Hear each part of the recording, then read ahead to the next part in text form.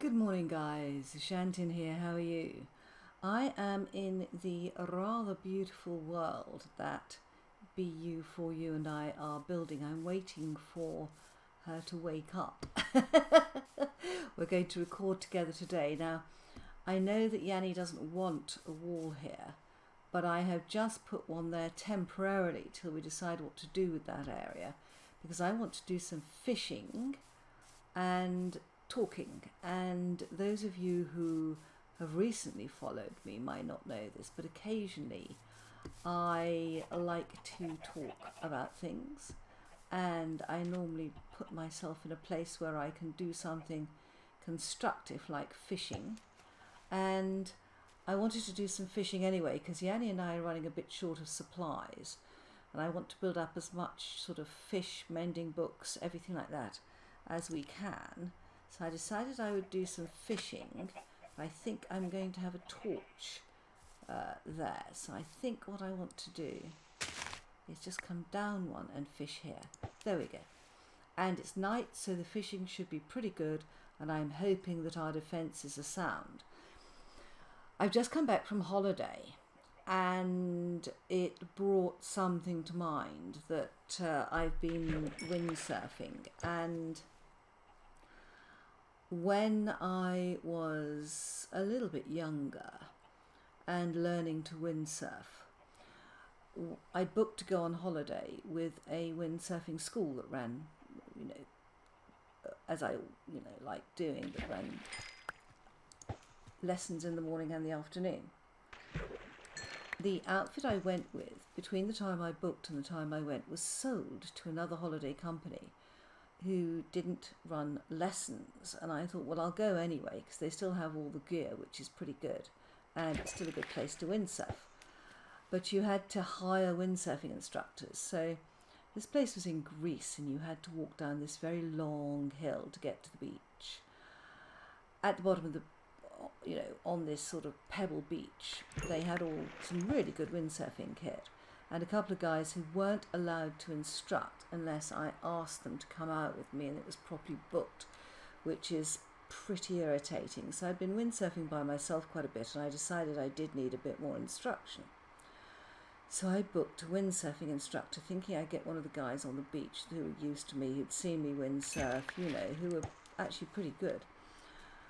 Anyway, I was told to meet my windsurfing instructor by the reception desk, and this complete stranger turned up who'd come off some boat holiday they'd been running, and he put me on a sort of mock windsurfer at the top and said, "Oh, can you tack?" And I showed him I could. "And can you jibe?" And he said, "I've never seen anyone jibe like that." Excuse me. I'm recording in the morning, and honestly, my voice is so rough in the morning you'd think I was a smoker, and I'm not. So anyway, there we are, and we have to walk down this long, long path to get to the beach. And he's the sort of guy that I didn't really take to. I'm not sure he took to me either, but he talked to me on the way down about how he was a Zen Buddhist and how he believed in Zen. And he was saying it's so important to windsurfing because, windsurfing is an attitude of mind, and if you are a Zen Buddhist, you can think your way into it and this sort of thing. So we went all the way down, and I was thinking, oh my goodness, what sort of lesson am I going to get here? So he kicks me off on some sort of starter board with this ghastly, ancient, soggy sail, and the other guys are starting to laugh by this time because they'd seen me windsurf, and I said, well, I don't think I can lift that thing out of the water. How about one of those pretty masts with those pretty sails over there? And I didn't say that I'd been sailing on a better sort of kit, so he reluctantly gave in and gave me some good kit, and we sort of, got on the boards. And when you're sailing on a sea, you have to paddle out over the waves a bit, and we're sitting in this rather sheltered cove, not far from shore. And he said, right, let me tell you what we're going to do today. And at that moment, he just started screaming and screaming and screaming. And he leapt up on his board he ripped his shirt off, screaming and screaming, and then he ripped his swimming shorts off. So he's standing there naked, screaming and screaming. Then he dived in the sea, swam to shore, and ran all the way up to the cliff top, screaming his head off, and disappeared into the distance. And I'm sitting there, sort of thinking, well, fairly unusual windsurfing lesson.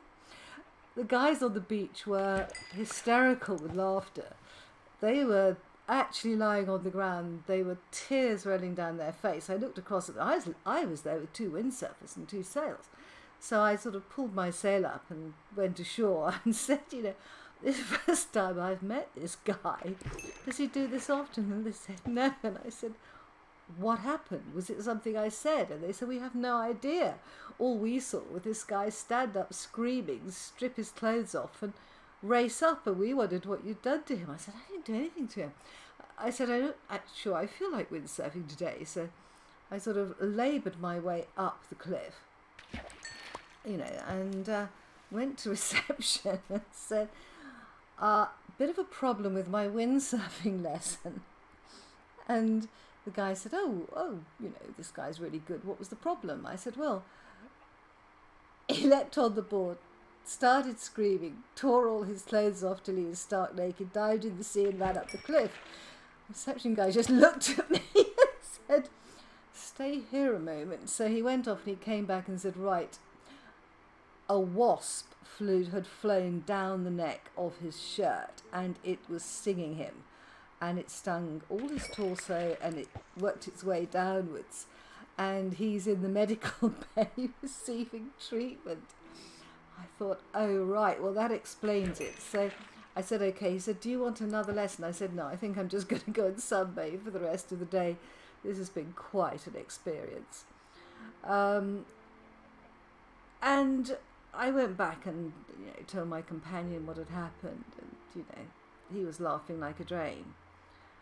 And although it was a very funny experience, ever since then, when things get rough, and particularly windsurfing, where you can get into very high winds, you can get into difficult situations, you're exhausted, you've dropped the sail too many times, you're fighting the wind, the waves, everything else.